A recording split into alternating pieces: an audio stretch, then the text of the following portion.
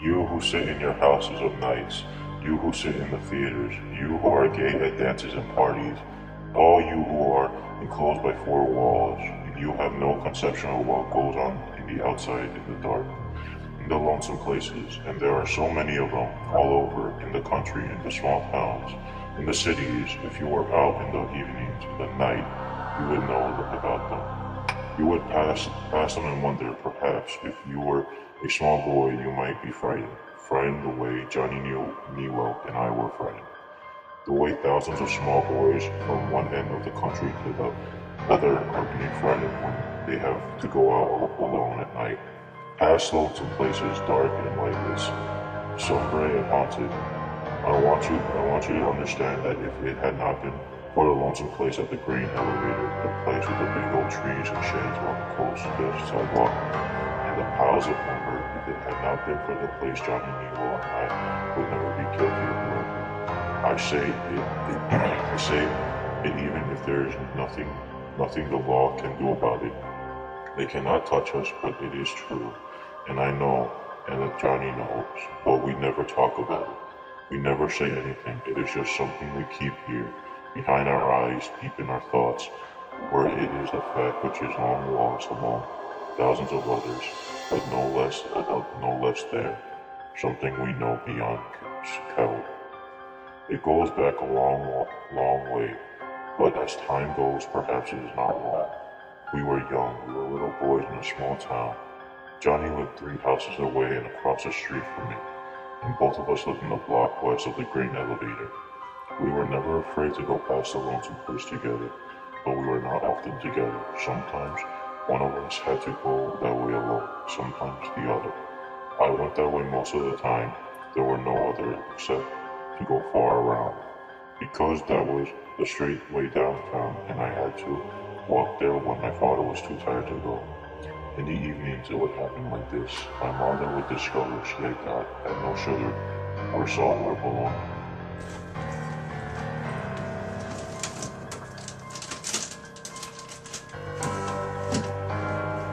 Steve, you go downtown and go get it. It's almost your time. You go. I'll do it in my house while I'm just going. No, you go now. I don't want to hear another word out of your mouth. Here, go get it.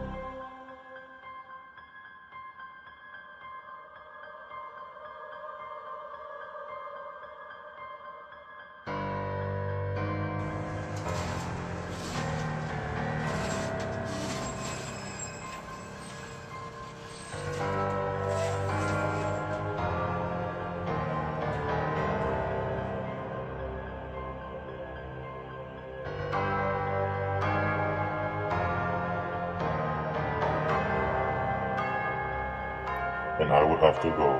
Going down was never quite so bad because most of the time there was some afterglow on the west and a kind of pale light there and a luminousness, like part of the day lingering there. And all around town you could hear the kids hollering in the last hour they had to play, and you felt somehow not alone. You could go down into that dark place under the trees, and you would never think of being lonesome. But when you came back, that was different. When you came back, the afterglow was gone. If the stars were out, you could never see them for the trees. And though the streetlights were on, the old-fashioned lights anchored over the crossroads, not a ray of them penetrated the lonesome place near the elevator. There was half a block long, black as black could be, dark as the deepest night, and with the shadows of the trees making it a solid place of darkness, with the faint glow of light where a street light cooled at the end of the street, far away it seems, and that other glow behind, where the other corner light lay, and when you came That way you walk slower and slower. Behind you lay the bright lit stores. All along the way there had been houses, with lights in the windows and music, playing the voices of people singing the talk on their porches. But up there ahead of you, there was a lonesome place, with no house nearby, and up beyond a tall and dark grain elevator gaunt and forbidding.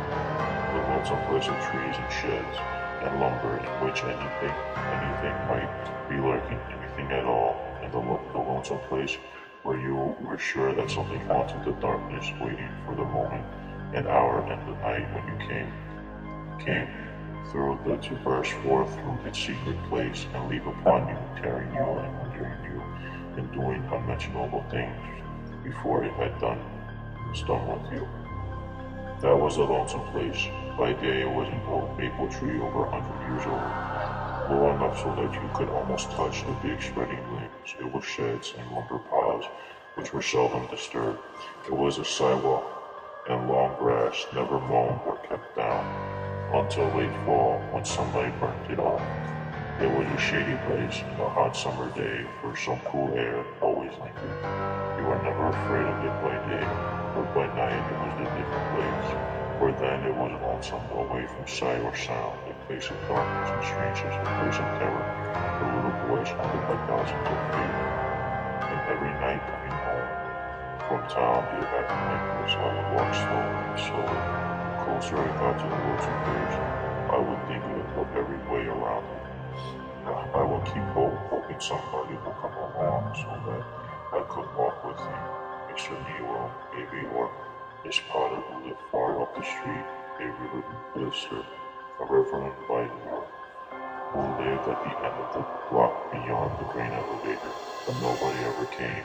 At this hour it was too soon after supper for them to go out, or already out, too soon for them to return, so I walked slower and slower, until I got to the edge of the lonesome place, and then I ran as fast as I could, sometimes with eyes closed. Though I knew that was through there all right, I knew there was something in that dark, lonesome place. Perhaps it was the boogeyman. Sometimes my grandmother spoke of him, of how he waited in the dark places for bad boys and little girls. Perhaps it was an orb.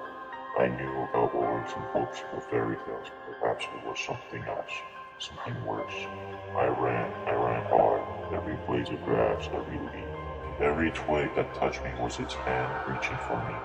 The sound of my footsteps slapping the sidewalks were its steps pursuing. The hard breathing which was my own became its breathing, and its frantic struggle to reach me, to rend and tear me, to endow my soul with terror. I will burst out of that place like a flurry of wind, fly past the gaunt elevator, and not pause until I was safe in the yellow wall with a familiar street light. And then in a few steps I was home, and mother would say,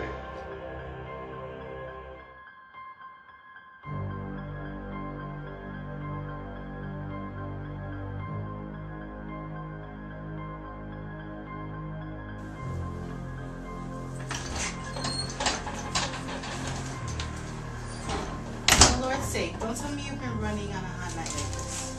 I hurried. You didn't have to hurry that much. I didn't eat till breakfast. I could have got it in the morning. I could have ran down before breakfast. Next time, there's no